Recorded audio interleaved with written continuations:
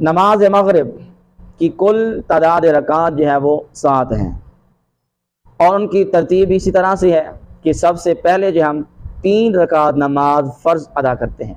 اور اس کے بعد 2 سنت اور پھر 2 نفل ادا کرتے ہیں، تو ٹوٹل یہ 7 رکعات ہو گئے نماز مغرب کی رکعتیں۔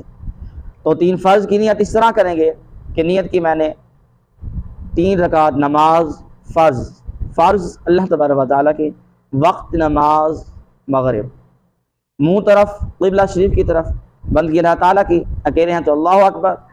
مقتدی ہیں تو کہیں گے پیچھے حاضر اس امام کے اللہ اکبر،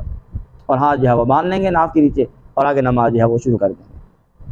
اس کے بعد 3 فرض ہم نے ادا کر لیے، اب جو ہے وہ ہم نے 2 سنت ادا کرنے ہیں۔ اس کی نیت اس طرح کی جائے گی کہ نیت کرتا ہوں میں 2 رکعت نماز سنت رسول اللہ صلی اللہ علیہ وسلم کی، وقت نماز مغرب، منہ طرف قبلہ شریف کی طرف، بندگی اللہ تعالیٰ کی، اللہ اکبر،